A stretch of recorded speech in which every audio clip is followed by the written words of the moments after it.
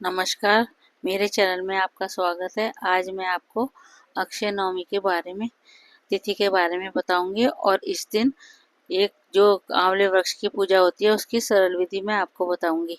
ये कार्तिक मास की मुख्य तिथियों में से एक तिथि अक्षय नवमी भी है, जो कि कार्तिक मास के शुक्ल पक्ष की नौवीं तिथि में पड़ती है। इस बार ये 31 अक्टूबर को है।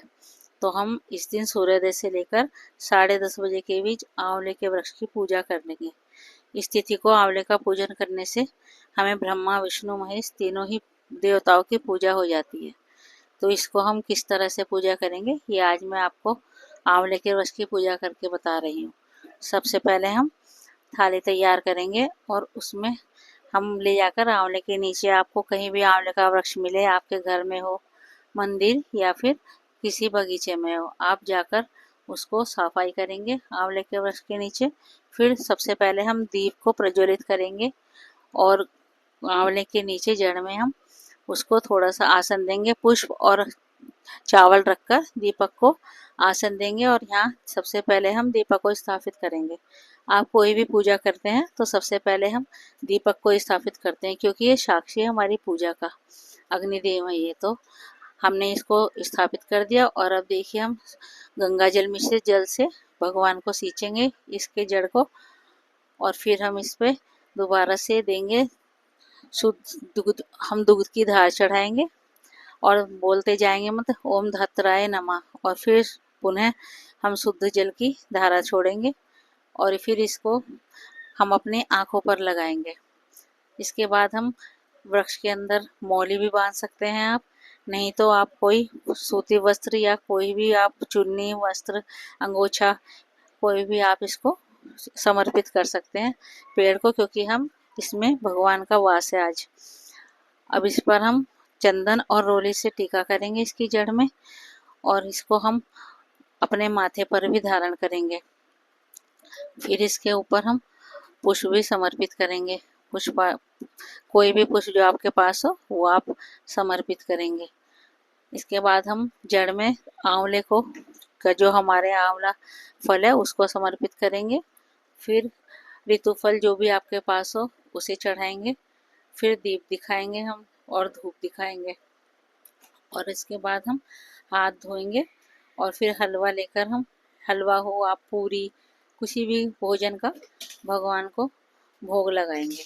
इस तरह हम ये सरल पूजा करेंगे। अब हम इसकी नीचे बैठकर आंवले की कहानी भी कहेंगे।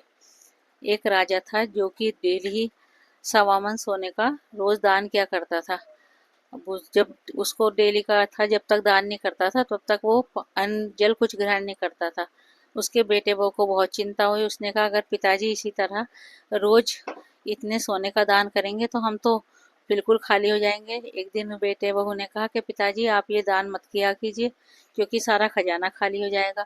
पिता को तो बहुत बुरा लगा, तो फिर वो महल छोड़कर जंगल में चले गए राजा रानी दोनों। वहां जाकर बैठ गए। सूर्य उदय हुआ, वो दोनों सोचते रहे कि भाई हम क्या करें, हमारे पास तो दान करने के लिए कुछ नहीं है। इस तरह वो बेचारे से दिन रात सोचते रहे और वो जो है सो गए।